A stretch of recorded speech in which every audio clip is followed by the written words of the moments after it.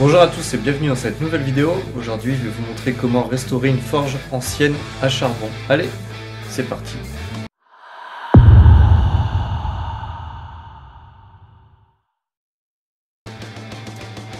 Donc voilà, forge à charbon ancienne que je vais restaurer. Donc ça ressemble à ça avec le soufflet à manivelle qui est légèrement rouillé mais en bon état, il fonctionne bien. L'intérieur de la forge, voilà, les pieds sont pas tordus.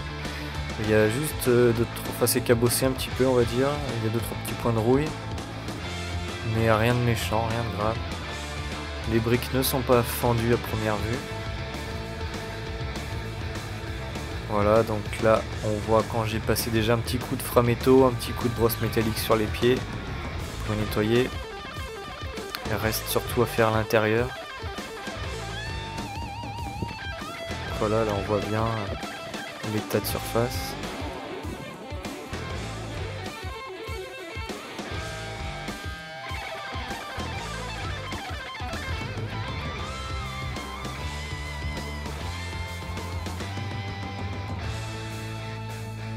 Le mortier ancien est vraiment défoncé, donc ce que je vais faire c'est que je vais enlever les briques et je vais enlever tout ce vieux mortier pour en mettre à nouveau. Donc c'est parti, je vais vous mettre tout ça en accéléré parce que sinon ça durerait un peu trop longtemps. Donc je prends bien soin de les enlever une par une sans les casser ou quoi. Et en fait je me suis rendu compte qu'il y en avait une qui était déjà fendue, donc je l'ai enlevée et remplacée par une brique réfractaire neuve.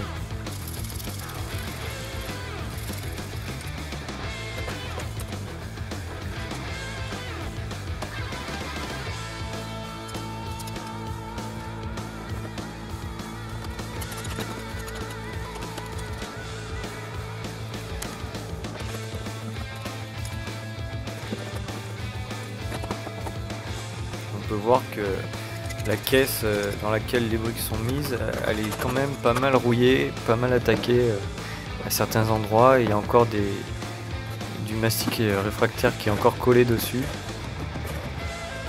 Donc là j'enlève vraiment le reste de mortier qui est tout cassé, tout vieux. Voilà, donc je passe un petit coup de brosse métallique sur la tôle pour voir un peu l'état. Ça commence à enlever un peu la rouille.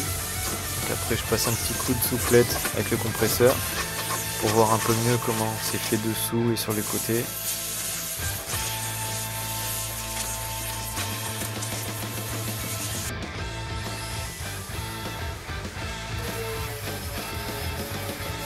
Donc là on peut voir que quand même c'est bien attaqué, donc je décide avec la disqueuse de passer un petit coup.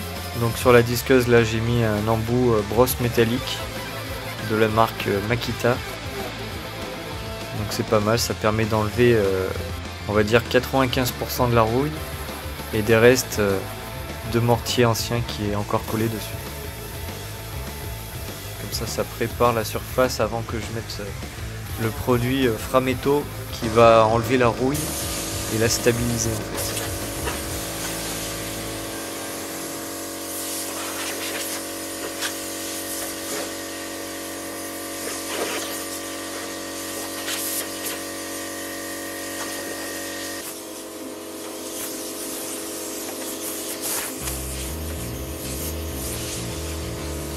Ce qui est bien, c'est qu'on peut voir qu'il n'y a pas de trou dans la tôle, ça n'a pas rouillé au point de faire un trou, donc elle est plutôt en bon état.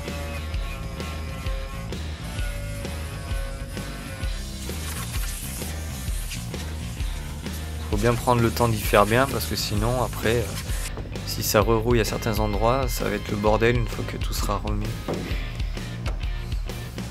Donc voilà, là je vais mettre du Frametto.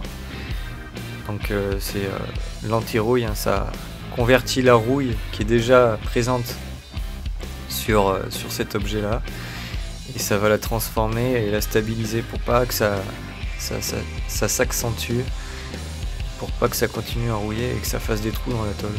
Donc là j'en mets vraiment partout, faut en mettre une bonne épaisseur et après c'est un produit qui devient tout noir une fois qu'il a agi, donc il faut le laisser sécher 24 heures. Et après on peut le peindre, alors c'est assez pratique.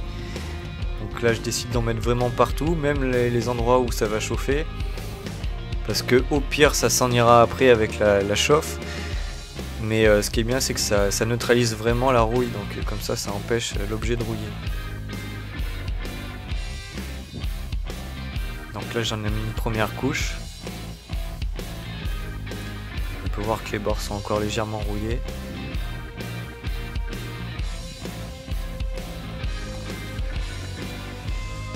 Là je décide de nettoyer toutes les briques parce que je vais les réutiliser pour les remettre à l'intérieur. Donc je passe un petit coup de brosse métallique dessus.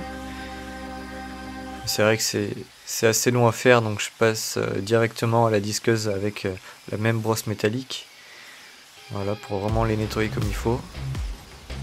Enlever le surplus de mortier qui est resté collé dessus.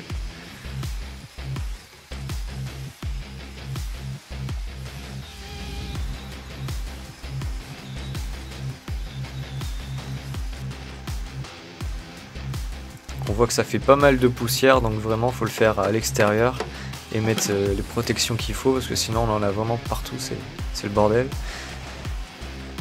Après je décide de remettre un boulon avec un écrou, une petite rondelle pour refixer comme il faut le soufflet à manivelle parce qu'il manquait un écrou, je l'avais pas vu au début mais il en manquait un donc je l'ai remis et comme ça empêche qu'en tournant la manivelle le soufflet se mette à vibrer dans tous les sens et ça plaque vraiment le soufflet pour pas perdre d'air qui s'échappe sur les côtés. Là je décide de faire un pied fixe qui va être fixe par rapport à la forge mais mobile parce qu'il va y avoir des roulettes dessous, comme ça je pourrais déplacer la forge. Comme ça je pourrais déplacer la forge comme je veux, si je veux la mettre dehors, dedans, voilà.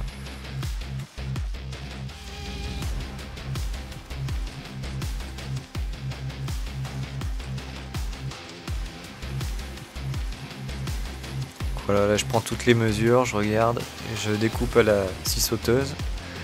Donc c'est vrai que ça va assez vite avec cet outil là, parce que s'il fallait le scier à la main, ça serait beaucoup plus compliqué. Donc les panneaux sont collés à la colle à bois, puis vissés, comme ça au moins je suis sûr que ça bougera jamais. Et puis après je pense que je vais remettre un renfort en métal sur tout le tour. Et puis sur le plat pour pas que la plaque se mette à plier avec le poids, mais ça je verrai après si ça commence à faire ce phénomène là. Sinon je vais y laisser comme ça pour l'instant, ça a l'air assez solide. Et donc là je vais fixer des roulettes, voilà tout simplement. C'est des roulettes qui sont sur roulement à billes, donc elles peuvent pivoter à 360 degrés, c'est pas mal. C'est des petites roulettes qui peuvent supporter jusqu'à 40 kg chacune. Donc ça sera assez solide pour la construction.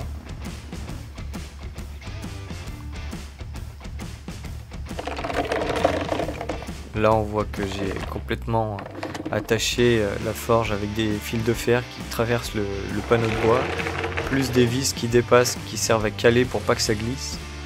Voilà, c'est rustique mais au moins ça fonctionne. Des fois c'est vrai qu'il n'y a pas besoin de s'embêter à faire des systèmes incroyables, tant que ça marche, c'est le principal.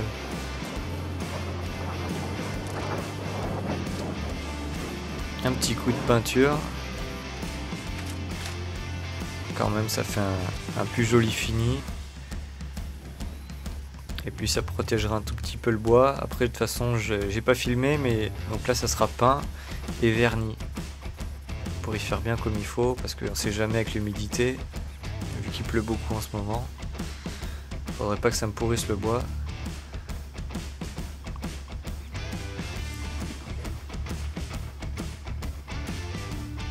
Donc là on est le lendemain, on voit que le framéto a séché, il n'y a plus du tout de rouille, ça a complètement converti la rouille, voilà, donc c'est tout noir, on voit bien, impeccable.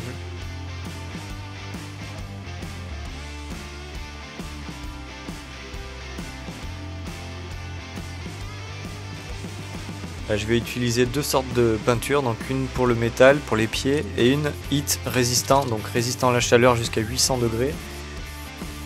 Donc celle résistante à la chaleur, je vais la mettre dans la caisse qui va contenir les briques et le ciment réfractaire, donc à l'intérieur de la caisse et à l'extérieur, comme ça, même si ça chauffe un peu, normalement ça devrait résister. La peinture ne se décollera pas, ça sera beaucoup mieux. Donc il faut vraiment en mettre plusieurs couches pour bien que ça soit solide. Donc il faut bien en mettre partout, bien insister dans les petits recoins.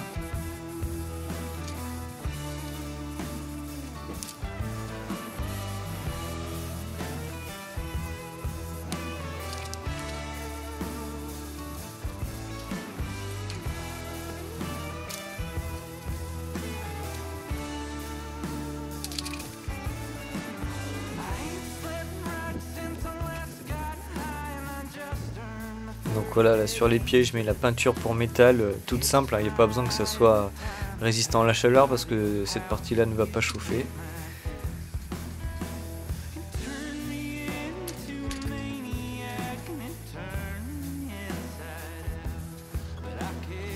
Donc pareil, là ça sera peint et verni après. Là je vais mouiller légèrement mes briques pour que le mortier adhère beaucoup mieux.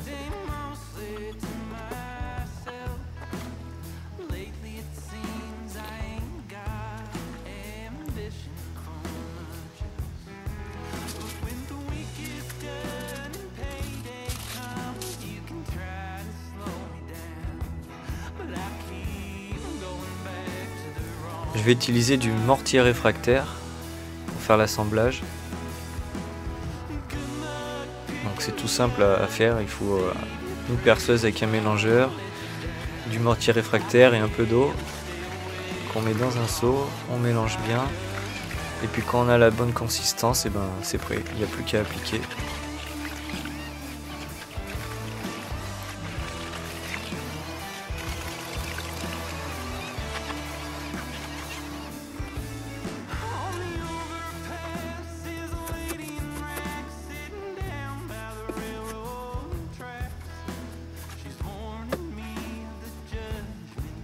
Donc j'en mets une bonne couche quand même dessous pour pas que si ça chauffe trop, que ça chauffe la plaque qu'il y a dessous, mais normalement ça devrait pas arriver. Et ça va me servir à placer mes briques après par dessus pour bien que ça les tienne. Parce que vu que la forge à charbon sera sur un plateau roulant, s'il y a des vibrations, il ne faudrait pas que ça me décale les briques à force, quoi. Donc j'essaie de faire quelque chose au plus solide. Et on peut voir que j'ai mis du scotch de masquage sur l'entrée de l'aération pour pas qu'il y ait du mortier qui tombe à l'intérieur, parce que sinon après ça serait un peu le bordel pour l'enlever. Donc voilà, je cale bien mes briques comme ils font à l'intérieur. Il y en a que j'ai dû retailler au burin parce que avec l'entrée d'air ça passait pas. Donc voilà, là je vous laisse regarder tranquillement.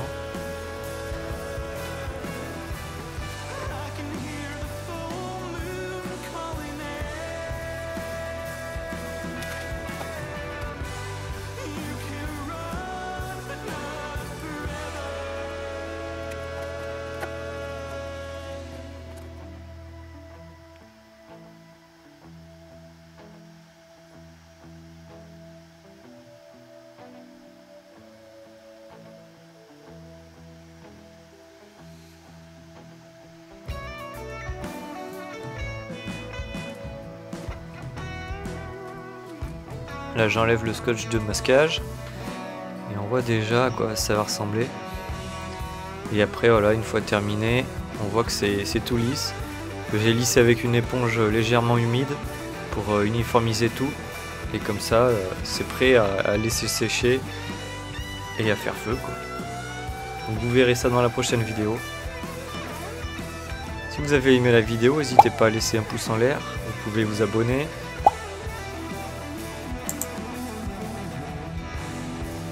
Moi je vous dis merci et à la prochaine. Ciao.